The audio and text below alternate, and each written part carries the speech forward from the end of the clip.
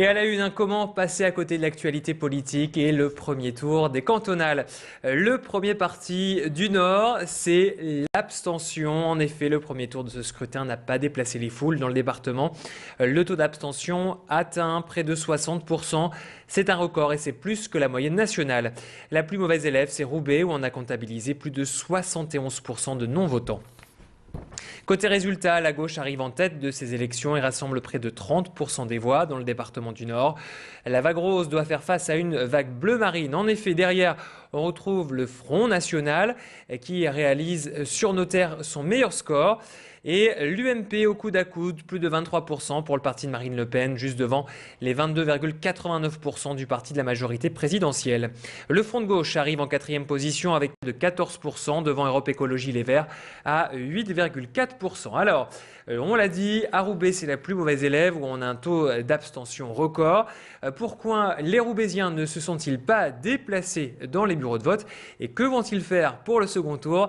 Notre reporter Frédéric Regnault a mené l'enquête aujourd'hui et je vous propose d'écouter les témoignages qu'il a recueillis. Je vois pas l'intérêt d'aller voter pour des partis politiques qui dans le fond n'ont rien à faire de nous.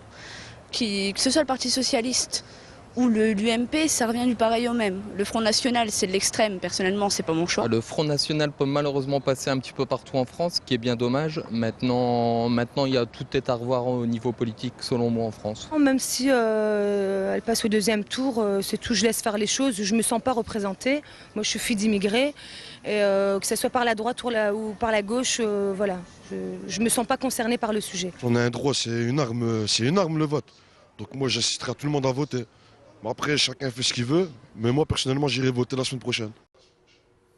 Voilà, 3 candidats, eux, ont été élus dès le premier tour. Le communiste Charles Baucamp pour le canton d'Arleux, le socialiste Bertrand Ringot à Gravelines et le divers droite Patrick Valois à Wormhout.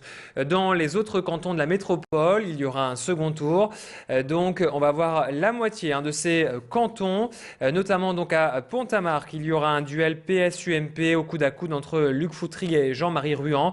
À Roubaix-Centre, le socialiste Renaud Tardy est talonné par la candidate FN Françoise Coulzat, tout comme à Roubaix-Est où Mehdi Masrour pour le PS arrive juste devant Kevin Soré pour le Front National.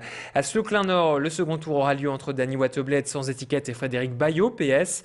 À Tourcoing-Nord, Marie Dereau, PS, devance d'une courte tête Gustave Dassonville de l'UMP. Pour Tourcoing-Nord-Est, second tour entre le PS et le FN, entre Vincent Lano et Alexandre Kiss, tout comme à Villeneuve-d'Ascq-Nord où Didier Magnier du PS affrontera François Dewep du FN. Alors le FN justement, il se maintient dans 17 sur les 40 cantons. Aujourd'hui, une question se pose, quelles consignes les partis vont-ils donner pour le second tour dans ces cantons où il y a le Front National? Pour les socialistes, la réponse est claire, il faut voter républicain et faire barrage au Front National. À l'UMP, le secrétaire général Jean-François Copé n'a appelé à aucune alliance avec le FN ni le PS. Une stratégie confirmée aujourd'hui par Nicolas Sarkozy, mais à droite, tout le monde n'est pas d'accord avec cette ligne de conduite. François Fillon et Marc-Philippe Daubresse invitent les électeurs à faire barrage au FN. Marc-Philippe Daubresse, notamment dans la région Hénin-Beaumont, où Steve Briois est en bonne position pour briguer le siège de conseiller général. Alors on va écouter Marc-Philippe Daubresse au micro d'Élodie Bernachon. Dans le Pas-de-Calais, il y a un endroit où c'est possible, et dans cet endroit, moi j'appelle à faire barrage au Front National. Et donc nous voulons dire à la fois aux électeurs du Front National, dont la plupart ne sont pas des xénophobes, qui sont contraires aux valeurs de la République, essayer de trouver la meilleure solution. La meilleure solution, c'est peut-être dans ce département de conforter l'opposition par rapport à la gauche qui ne fait pas avancer les dossiers. Et d'autre part, nous disons aux abstentionnistes, si vous voulez qu'on puisse avoir d'autres résultats que ceux qu'on a connus dimanche soir, mobilisez-vous parce qu'il y a un enjeu. Et certains candidats UMP ne sont pas d'accord avec Marc-Philippe Daubresse. C'est le cas d'Hervé-Marie Morel. Il s'est fait battre par Éric Dilly du FN et Marc Godefroy au PS dans le canton de Lille Sud-Est. Le jeune candidat UMP n'appelle pas à un front républicain. Il encourage ses 1885 électeurs à voter blanc car il dit qu'il ne partage aucune valeur avec les deux candidats. La ville de Tourcoing mise à l'honneur sur France 3 toute la semaine. L'émission Midi en France, animée par Laurent Boyer et 14 chroniqueurs, s'est installée sur la place de la République.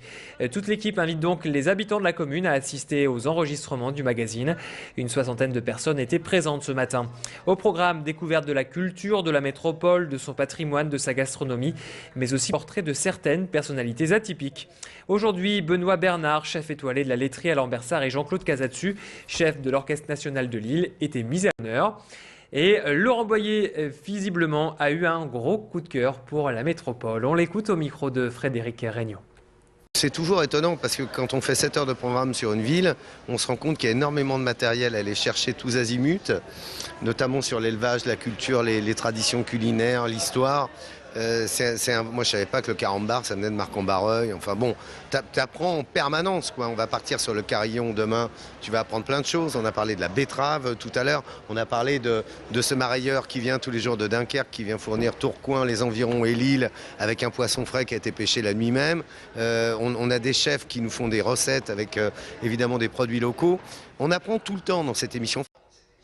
Et il me reste quelques secondes pour vous parler du LOSC qui court toujours en tête de la Ligue 1. Samedi, les Dogs ont pris le large en s'imposant 2-1 à Brest. Des buts signés Le Sommier pour les Brestois à la 12e, Gervinho à la 39e et Moussasso à la 53e. Score final 2-1. Au classement, Lille reste en tête avec 55 points devant Marseille, Rennes, Lyon. C'est la fin de cette édition. Merci de l'avoir suivi. On se retrouve pour la météo en direct.